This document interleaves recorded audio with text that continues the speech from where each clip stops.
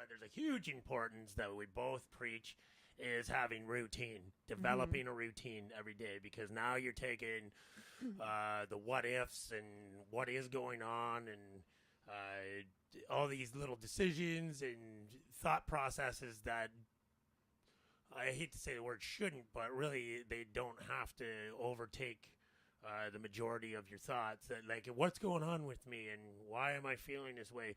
The more that you practice that routine of like being in touch of like what your boundaries, your thoughts are, your feelings on a daily basis, so the easier it gets to identify them, and the easier it gets to come up. It is to come up with coping strategies. Again, coping strategies that almost just fall into place without even thinking about it. They're like automatic. And that's what I needed. I needed, again, to relearn this weekend that when I feel hurt, so I need to develop, the stronger coping strategies, refocus on that. It's not like I haven't focused on that before. How do I cope when I'm hurt? Before, I used to pick up the bottle or stick a needle in my arm, right? Now, I would just go over, what are the thoughts? What are the thoughts? What am I telling myself? What's the reality of that? Am I really hurt? Is this person intentionally trying to hurt me, or is this in my head? Is this through the filter that I see life? But to ask these questions on a daily basis, then when the shit hits the fan, you're much more prepared to not go off the rails. You're much more prepared to identify it. It presents itself to you much more with much more focus, and you can do something about it before you get too deep. And I agree. And I think, though, that something that I'm just figuring out is that it seems like no two situations are the same. So all the more reason why those sort of automatic routine or those automatic strategies just need to be exactly that, automatic.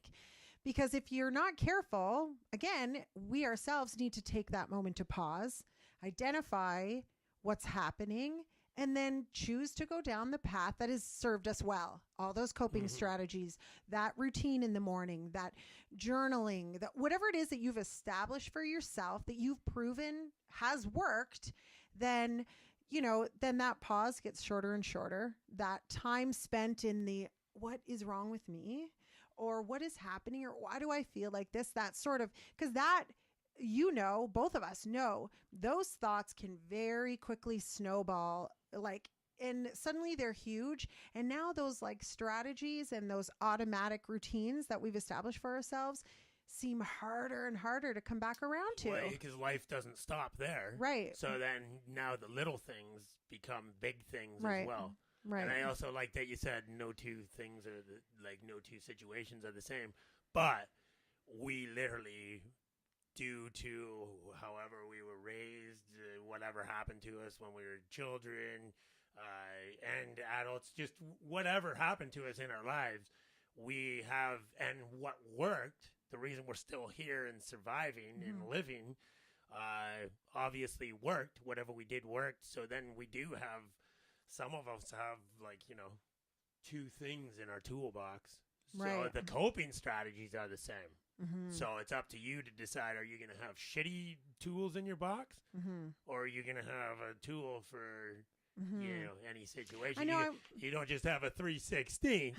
You have Daryl's not handy. I should say that we're both not handy. I like to say we're artists.